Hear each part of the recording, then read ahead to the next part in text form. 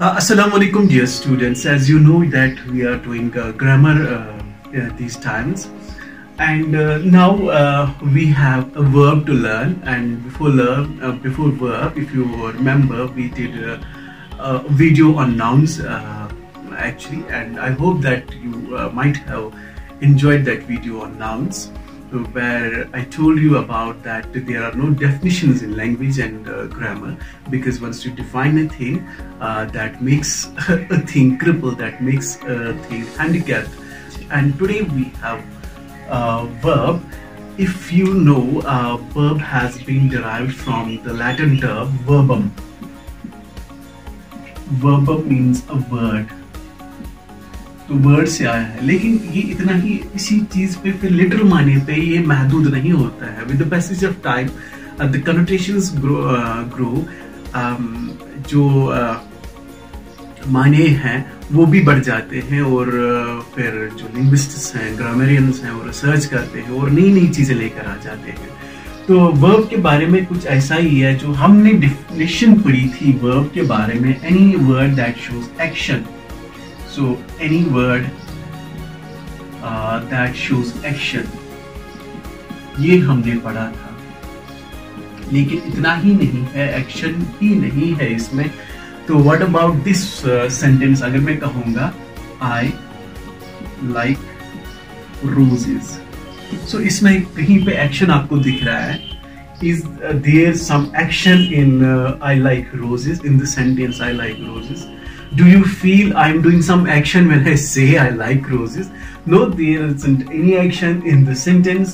So this definition भी गलत है और बच्चों के दिमाग में बैठ जाता है, और फिर बोलते हैं यार ये क्या हमने पढ़ लिया है. तो आज एक एक्रोनिम में दूंगा आपको कि वर्ब सिर्फ एक्शन नहीं है, वर्ब ये है. You might have heard about this acronym, about this word. It's actually a word also. Apes, a beast, a monster. तो जंगल में बहुत सारे apes होते हैं, उसको याद रखें आप. और ये एक्रोनिम है एक चीज के लिए. A stands for action and P stands for position. Hope this is all visible to you. And E stands for exist. And S stands for statue. तो ये चार वर्ब्स होते हैं. जब हम वर्ब्स पढ़ते हैं तो इन चार किस्म के वर्ब्स को हम पाते हैं लैंग्वेज में, अंग्रेजी लैंग्वेज में. एक्शन वर्ड्स तो आपको पता ही है. Jump, talk, walk. So when I say I'm walking, so it shows some action. When I say I'm talking, so you see my lip movements and you see my body gestures. That's action. When I say like for example I am listening, so there's some action. When I say I'm teaching, when I say I'm writing, so all these words show action. ये हमने पढ़ा था अभी तक. और ऐसे भी words हैं जो पोजीशन दिखाते हैं, किसी चीज को किसी दूसरे चीज का दिखाते हैं, और जो वो वर्ड लिंक करते हैं, वो रिलेट करते हैं एक चीज को दूसरी चीज के साथ. यानी एक चीज को उसके ओनर के साथ, उसके पोजेसर के साथ रिलेट करता है, उसको हम पोजेसिव वर्ब्स कहते हैं. फॉर एग्जांपल यहाँ पे तीन ही है. Have, has, had.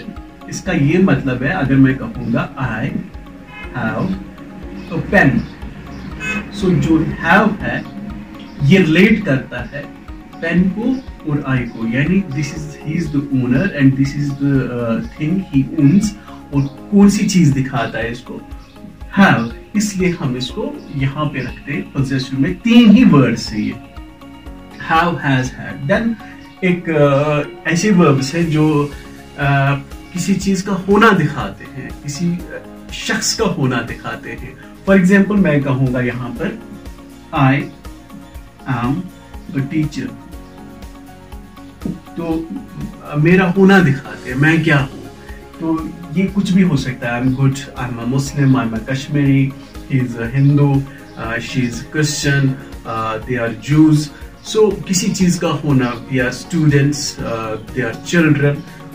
जो ये होना दिखाते हैं, जो ये वर्ड्स ऐसा होना दिखाते हैं, तो उन वर्ड्स को हम एग्जिस्टिव वर्ड्स कहते हैं। इसमें बी वर्ब्स अमूमन आते हैं। Be verbs like is, am, are, were, चाहे वो प्रेजेंट फॉर्म में हो, पास्ट फॉर्म में हो या फ्यूचर फॉर्म में हो। तो उसके बाद कुछ ऐसे वर्ब्स हैं जो फॉर एग्जाम्पल मैं जब कहूँगा आई understand you. When I say this sentence to you, I understand you. So you think is there any action in this sentence? I understand you. मैं आपको समझ रहा हूँ। मैं कोई एक्शन ऐसे ऐसे कर रहा हूँ, मैं आपको समझ रहा हूँ। कोई एक्शन नहीं हो रहा, या मैं सॉरी हो रहा है। या अगर मैं कहूँ I think of them, यहाँ पे भी कोई एक्शन नहीं हो रहा है। या जब मैं कहूं आई लव तबखमाज, तो यहाँ पे भी कोई एक्शन नहीं हो रहा। जो ऐसे लफ्ज हैं इनको हम स्टेटिव कहते हैं, क्योंकि ऐसा लग रहा है कि एक्शन है मगर है नहीं, ये स्टेटिव है, स्टेशनरी है। तो जिनमें मूवमेंट ना हो तो इनको हम स्टेटिव वर्ब्स कहेंगे। क्या आएगा इसमें, कौन कौन से verbs? Like this, like and understand,